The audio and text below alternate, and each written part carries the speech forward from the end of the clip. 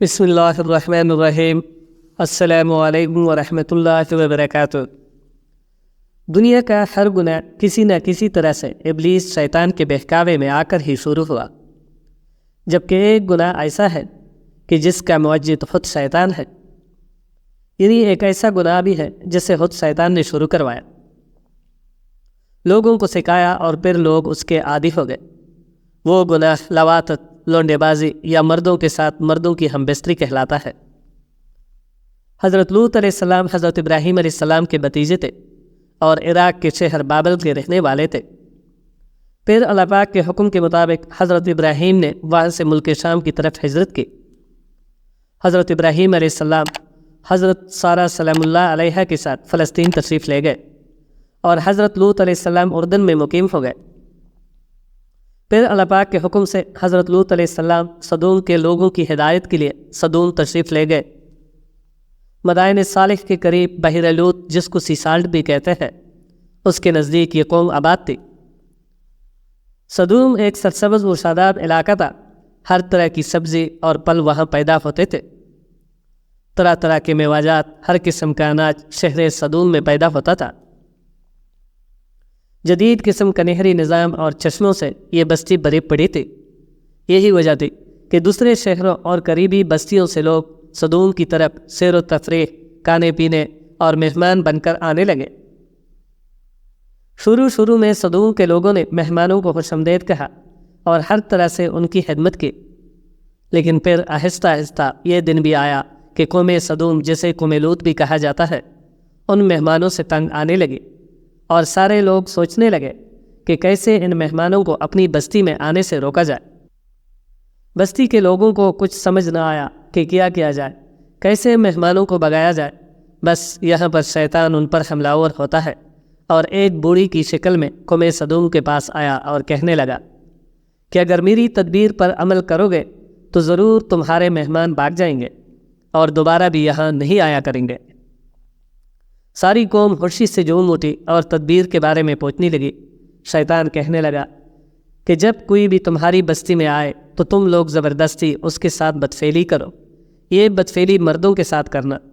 پھر اگلے دن شیطان خود ایک نہایت خوبصورت لڑکی کی صورت میں صدوم کی بستی میں داخل ہوا اور قوم صدوم کا مہمان بنا۔ ایسا خوبصورت گورا چٹا لڑکا اس قوم نے پہلے کبھی نہیں دیکھا تھا۔ قوم کے سرداروں نے کہا کہ اس کو باندھ دو اور اس کے ساتھ صرف ہم سردار ہی بدفعلی کریں گے۔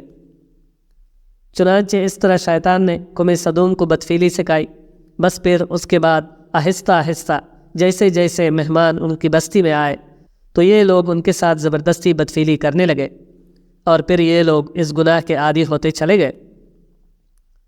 اب بات یہاں تک آن پہنچی کہ یہ لوگ آپس میں اپنی ہی بستی کے لوگوں کے ساتھ رضامندی سے مرد دوسرے مردوں کے ساتھ بدفعلی کرنے لگے، اور دوسری بستی سے اگر کوئی مہمان آتا تو وہ لوگ اس کو اپنی محفل میں لے جاتے اور وہاں اجتماعی طور پر اس سے زیادتی کرتے۔ حضرت لوط علیہ السلام اللہ کے برگزیدہ پیغمبر تھے۔ انہوں نے اس قوم کو بہت سمجھایا کہ اس شہوت زدہ کام سے باز آ جائے، نہیں تو اللہ پاک کا عذاب ان کو آن گرے گا۔ سب سے اہم بات یہ ہے کہ مردوں کی مردوں سے شہوت پوری کرنا یہ ایک ایسا گناہ تھا کہ جو اس سے پہلے کسی قوم نے کبھی نہیں کیا تھا۔ قرآن پاک میں قوم لوط کا ذکر 17 مرتبہ آیا ہے۔ اللہ پاک قرآن مجید میں فرماتے ہیں، کیا وہ بے حیائی کرتے ہو جو تم سے پہلے جہاں میں کسی نے نہ کی، تو تم مردوں کے پاس شہوت سے جاتے ہو عورتیں چھوڑ کر، بلکہ تم لوگ حد سے گزر گئے ہو۔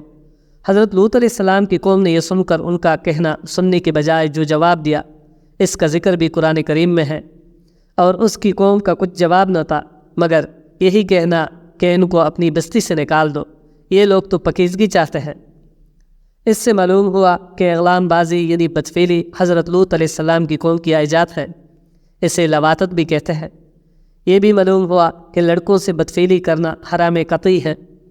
حضرت لوط علیہ السلام نے اپنی قوم کو بہت سمجھایا، لیکن وہ اس بدفعل سے باز نہ آئے۔ اس کا ذکر قرآن پاک میں کچھ اس طرح ہے۔ حضرت لوط نے کہا، تم کیوں نہیں ڈرتے؟ میں تو تمہارا امانت دار پیغمبر ہوں، تو اللہ سے ڈرو، میرا کہنا مانو، اور میں تم سے اس کام کا بدلہ نہیں مانگتا۔ میرا بدلہ اللہ رب العالمین کے ذمے ہے۔ کیا تم اہل عالم میں سے لڑکوں پر مائل ہوتے ہو اور تمہارے پروردگار نے جو تمہارے لیے تمہاری بیویاں پیدا کی ہیں ان کو چھوڑ دیتے ہو؟ حقیقت یہ ہے کہ تم حد سے نکل جانے والے ہو۔ حضرت لوط مایوس ہونے کی بجائے قوم کو راہ راست پر لانے کی جدوجہد میں مصروف تھے، لیکن وہاں تو کیفیت یہ تھی کہ مرض بڑھتا گیا جو دوا کی، یعنی جتنا حضرت لوط انہیں اللہ کے عذاب سے ڈراتے وہ اتنا ہی ان کا تمسخر اڑاتے۔ پھر ایک دن انہوں نے خود ہی عذاب الہی کا مطالبہ کر دیا۔ اللہ پاک نے انہیں اب تک دردناک عذاب سے محفوظ رکھا تھا، اور بدترین فحاشی اور بدکاری کے باوجود انہیں ڈیل دی جا رہی تھی، لیکن اب انہوں نے خود ہی عذاب کی فرمائش کر دی اور بولے، اے لوط اگر تم سچے ہو تو ہم پر عذاب لے آؤ۔ قوم کے اس مطالبے کے بعد حضرت لوط کو یقین ہو گیا کہ اللہ پاک نے ان کے دلوں پر مہر ثبت کر دی ہے اور یہ اب راہ راست پر آنے والے نہیں ہیں، لہٰذا انہوں نے نہایت بے بسی کے عالم میں اللہ عز و جل کے سامنے ہاتھ پھیلا دیے اور دعا کی، اے میرے پروردگار ان مفسد لوگوں کے مقابلے میں میری نصرت فرما۔ چنانچہ فرشتے حضرت ابراہیم سے ملنے کے بعد انسانی شکل میں حضرت لوط کی بستی سدوم پہنچے۔ جب وہ بستی کے قریب پہنچے تو ان کی ملاقات حضرت لوط علیہ السلام کی صاحبزادی سے ہوئی، جو بستی کے کنارے پانی بھرنے کے لیے گئی تھی۔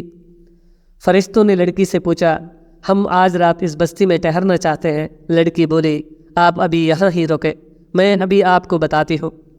لڑکی بھاگتی ہوئی اپنے والد حضرت لوط علیہ السلام کے پاس پہنچی اور بتایا کہ بستی کے کنارے خوبصورت نوجوان کھڑے ہیں جو کہ بستی میں رات کو قیام کرنا چاہتے ہیں۔ میں ان کو ساتھ اس لیے نہیں لائی کہ راستے میں ہی بستی کے لوگ ان پر ٹوٹ پڑیں گے، کیونکہ میں نے خود ان جیسا خوبصورت پہلے کسی کو نہیں دیکھا۔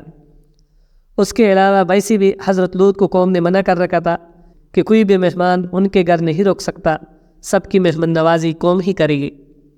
خیر حضرت لوط بستی کے کنارے گئے اور ان انسانی شکلوں والے فرشتوں کو چپ چپا کر اپنے گھر لے آئے۔ مفسرین اور تاریخدان لکھتے ہیں کہ وہ فرشتے حضرت جبرائیل علیہ السلام، حضرت میکائیل علیہ السلام اور حضرت اسرافیل علیہ السلام تھے، لیکن وہ نہایت خوبصورت نوعمر لڑکوں کی شکل میں تشریف لائے۔ حضرت لوط علیہ السلام کی بیوی وائلہ کافروں سے ملی ہوئی تھی، اس لیے اس نے یہ راز فاش کر دیا کہ ہمارے گھر میں 3 خوبصورت نوعمر لڑکے مہمان بن کر آئے ہیں اور لوط ان کو چھپا رہے ہیں۔ بس یہ سننا تھا کہ بستی کے لوگ حضرت لوط علیہ السلام کے گھر کی طرف لپکے۔ اللہ پاک اسے یوں قرآن مجید میں فرماتے ہیں، اور جب قوم دوڑتی ہوئی ان کے پاس پہنچی، یہ لوگ پہلے ہی سے برے کام کیا کرتے تھے، تو لوط نے کہا، اے قوم، یہ جو میری قوم کی لڑکیاں ہیں یہ تمہارے لیے جائز اور پاک ہے، اللہ سے ڈرو، مجھے میرے مہمانوں کے بارے میں رسوا نہ کرو، کیا تم میں سے کوئی بھی شائستہ آدمی نہیں؟ حضرت لوط کی بات سن کر وہ بولے، اے لوط، کیا ہم نے تم کو سارے جہاں کی حمایت اور طرفداری سے منع نہیں کیا تھا؟ اور تم بخوبی واقف ہو کہ ہمیں تمہاری بیٹیوں سے کچھ حاجت نہیں، اور جو ہماری اصل چاہت ہے اس سے تم بخوبی واقفیت رکھتے ہو۔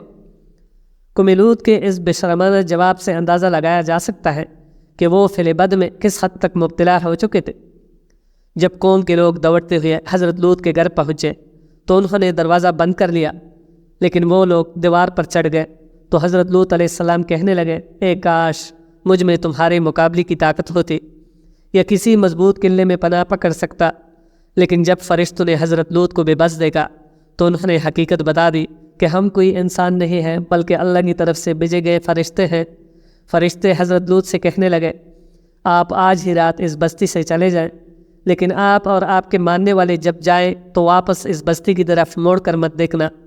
چنانچہ حضرت لوط علیہ السلام رات کو اپنے اہل و عیال کو لے کر نکل پڑے، ان کی بیوی وائلہ بھی ان کے ساتھ تھی۔ ادھر بستی کے لوگ حضرت لوط کے گھر کے باہر جمع تھے۔ حضرت جبرائیل نے اپنا ایک پر مارا اور وہ سارے لوگ جو جمع تھے وہ اندھے ہو گئے۔ یہ عذاب صرف ان لوگوں کے لیے تھا جو حضرت لوط کے گھر کے باہر جمع تھے۔ قرآن کریم میں ارشاد ہے، اور انہوں نے لوط سے ان کے مہمانوں کو لینا چاہا تو ہم نے ان کی آنکھیں اندھی کر دی۔